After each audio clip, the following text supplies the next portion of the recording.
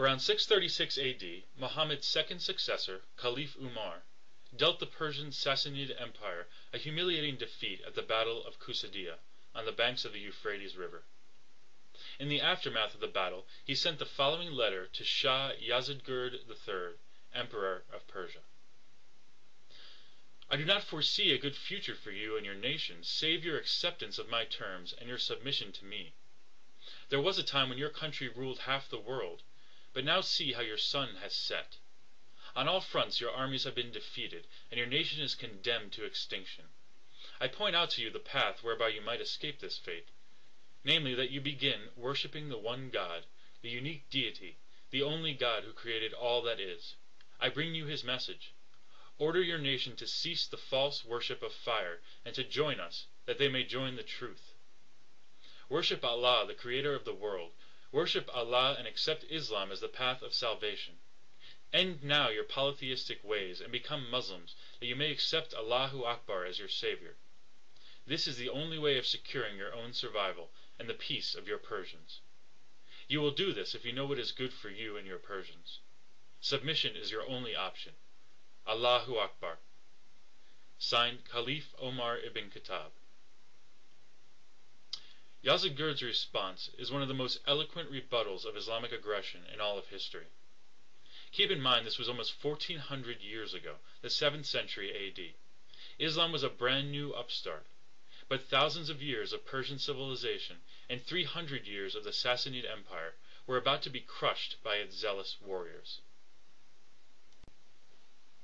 In the name of Ahura Mazda, the creator of life and wisdom. In your letter you summon us Iranians to your God, whom you call Allahu Akbar. And because of your barbarity and ignorance, without knowing who we are and whom we worship, you demand that we seek out your God and become worshippers of Allahu Akbar.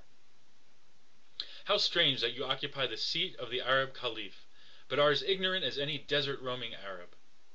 You admonish me to become monotheistic in faith. Ignorant man!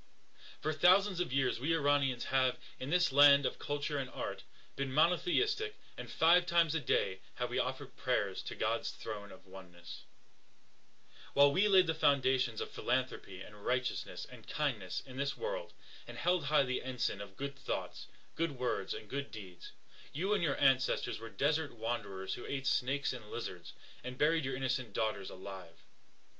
You Arabs who have no regard for God's creatures, who mercilessly put people to the sword, who mistreat your women, who attack caravans and are highway robbers, who commit murder, who kidnap women and spouses, how dare you presume to teach us, who are above these evils, to worship God? You tell me to cease worship of fire, and to worship God instead. To us Iranians, the light of fire is reminiscent of the light of God. The radiance and the sun-like warmth of fire exuberates our hearts, and the pleasant warmth of it brings our hearts and spirits closer together, that we may be philanthropic, kind, and considerate, that gentleness and forgiveness may become our way of life, and that thereby the light of God may keep shining in our hearts. Our God is the great Ahura Mazda. Strange is this that you too have now decided to give him a name, and you call him by the name Allahu Akbar. But we are nothing like you.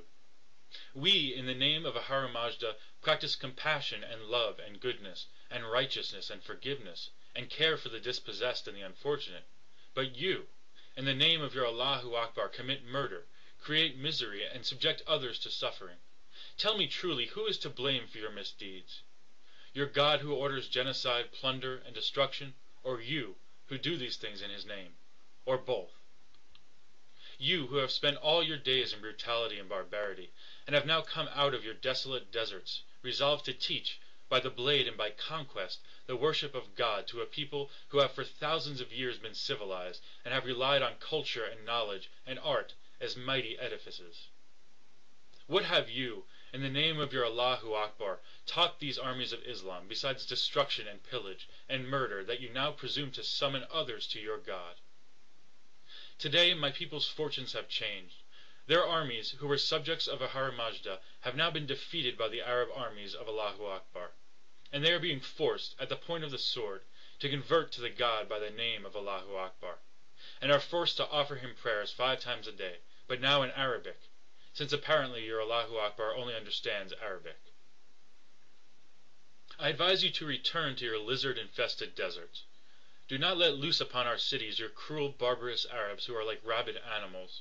Refrain from the murder of my people. Refrain from pillaging my people. Refrain from kidnapping our daughters in the name of your Allahu Akbar. Refrain from these crimes and evils.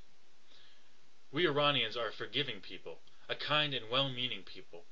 Wherever we go, we sow the seeds of goodness, amity, and righteousness.